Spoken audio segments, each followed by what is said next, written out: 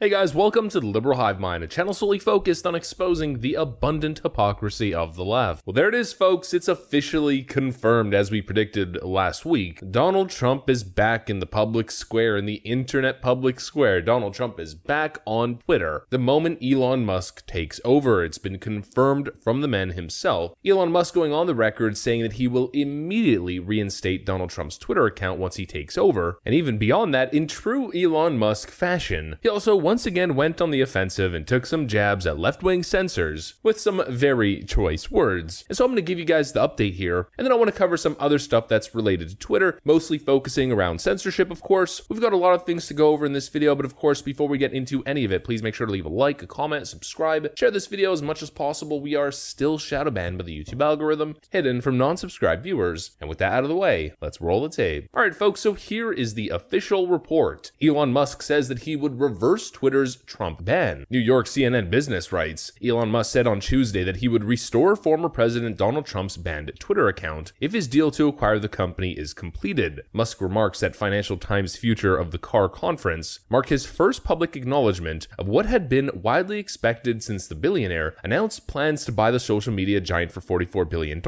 Musk has previously said that he thinks Twitter should be more reluctant to delete things and very cautious with permabans. On Tuesday, he called Twitter's decision to ban Trump in January 2021 a quote mistake. I do think it was not correct to ban Donald Trump. I think that was a mistake, Musk said. I would reverse the permaban. But my opinion, and Jack Dorsey, I want to be clear, shares this opinion, is that we should not have permabans. Dorsey, Twitter's co-founder and former CEO, tweeted Tuesday following Musk's remarks that he does agree that there shouldn't be permabans on Twitter users. There are exceptions, but generally permanent bans are a failure of ours and don't work, he said. Twitter declined to comment on Musk's remarks. So that right there is a little bit wild. It's kind of funny how Jack Dorsey, who's the original founder of the Twitter platform, even agrees that Donald Trump should not have been permanently banned. Now, how much credibility do I give this statement? Not exactly sure. I mean, Jack Dorsey seems to be a little bit of an opportunist these days. Maybe he's having an epiphany moment, a red pill moment, as he becomes closer in association with Elon Musk. But I'm going to hold off on giving him praise just yet. I mean, just the other day, he issued a very dishonest statement in relation to Twitter censorship of the Hunter Biden laptop story from the New York Post, claiming that Twitter reinstated the New York Post's Twitter account almost immediately. And by almost immediately, I guess he means 16 days of a massive, historic American news company unable to speak in defense of themselves or promote any of their stories. Doesn't exactly seem immediate. Jack Dorsey has a history of being present when all of these terrible decisions are being made, and then very conveniently after the fact, months or years after, saying, well, it was a mistake, and it wasn't as bad as people are stating. But nonetheless, it's a move in the right direction, and it might signal a shift in CEO and tech company billionaire behavior as Elon Musk starts to pave a new path, and people like Jack Dorsey and possibly others might follow in his footsteps. The article continues, Trump was permanently suspended from Twitter following the January 6th Capitol riot for violating the platform's rules against violence incitement, a decision that the company has said was headed by Dorsey. Other social platforms followed in banning or suspending Trump's account. Trump, for his part, has said that he would not return to Twitter even if his account was restored, instead promoting his own social media venture Truth Social, which has so far appeared to struggle to get off the ground. So automatically, you see that Jack Dorsey cannot be trusted. And also the reasoning is complete and utter BS. This idea that Donald Trump incited violence is total manure. But here's where Elon Musk really lets loose. Quote, banning Trump from Twitter didn't end Trump's voice. It will amplify it among the right, and this is why it's morally wrong and flat out stupid. And he is totally correct, folks. It's the Streisand effect. It's what I've been saying forever. Every single time the mainstream media, social media, bans any topic of conversation or any talking point, it always seems to make the problem worse and add more credibility to the claims being made, as people question themselves, well, if the mainstream media cabal is so intent on stopping us from speaking, or stopping the mobility of this specific information, then what's the catch? There must be something to it, and it sends people further and further down the rabbit hole, and certainly makes the problem a whole lot worse, and I'd say fans the flames of extremism, if anything. Now, like I stated in my first video, this idea that Donald Trump is not going to come back to Twitter if Elon Musk reinstates Donald Trump's account, I'd say that's probably very unlikely. Maybe not immediately, but Donald Trump is going to come back to Twitter, especially as the election season starts to pump. But the good news here is that we know that Elon Musk is legitimately serious about what he believes in and what he's fighting for with his Twitter purchase, and it has these left-wing censors furious. The The idea that Donald Trump is going to be back on Twitter has all these blue check marks melting down, and probably for very selfish reasons. The reality is, Donald Trump is the most popular Twitter user of all time. And ever since he's been gone, it's essentially been left-wing blue check mark haven. And they're about to lose that. It's an ego thing for these leftoids. They have convinced themselves they are the authority when it comes to information, trending topics. And the reason I know this is because, once again, disinformation czar Nina Jankowicz basically says the quiet part out loud in this unearthed Zoom call. And I am eligible for it because I'm verified.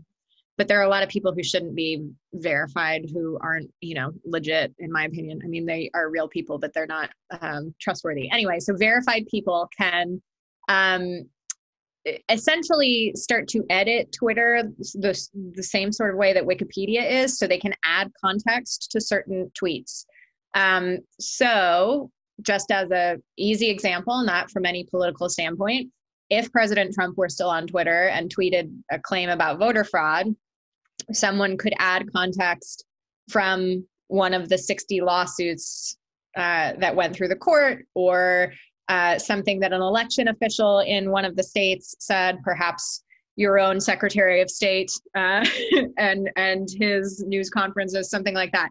Adding context so that people have a fuller picture rather than just an individual claim on a tweet. The unmitigated narcissism and self-delusion, pseudo-intellectualism, whatever you want to call it, all three. You could probably add a couple more descriptive terms on top of it. I'm a very special person because I'm verified, and I, as a verified Twitter user, should have the right to edit other people's posts and decide who is worthy of the verified badge and who is not. Have you ever heard anything so absurd in your life? I am so glad that Elon Musk is buying Twitter. This idea that these left-wing establishment figures are the authority when it comes to accurate information online is a complete farce. That's what Nina Jankowicz and the Biden administration wants you to believe. And speaking of exactly that, here's Karine Jean-Pierre, Joe Biden's new press secretary. 10 things to know about the new White House press secretary, which immediately highlights the hypocrisy of these individuals being the authority on anything when it comes to disinformation or accurate information. Karine Jean-Pierre suggested Trump could, quote, start a horrible civil war, fueled the Russian collusion narrative, and claimed that Donald Trump unfairly won the 2016 election, joined the outrage mob against Brett Kavanaugh, claimed the 2018 Georgia gubernatorial election was, quote, stolen from Stacey Abrams, repeatedly praised Andrew Cuomo during the pandemic, accused Republicans of lying about critical race theory ideology in schools, the list goes on and on and on. She also stated that Fox News is a racist organization, and according to liberals and according to Joe Biden's new disinformation czar, these are the individuals who deserve to have a check mark next to their name and should be editing your posts. They should have editorial say over your free speech on the platform, because of course, how could anything go wrong with that absolutely brilliant, genius idea? A complete farce, a complete joke. It shows you exactly who they are and why they're so scared that Donald Trump is back. Like everyone keeps saying, if you're angry about Twitter becoming a free speech platform, or you're on the side that is fighting against free speech, then you are in fact the problem. Donald Trump is coming back, take my words to the bank, and leftoids will be melting down like you have never seen before. Bring back the Dawn 45, save Twitter, and save the internet. That's what I'm talking about, folks. But that's also what I got for you guys. If you enjoyed this video, please make sure to leave a like, a comment, subscribe, share it as much as possible. We are still shadow banned by the YouTube algorithm, hidden from non-subscribed viewers. I'm gonna get back to work. I want to thank you guys for watching, and I'll see you on the next one.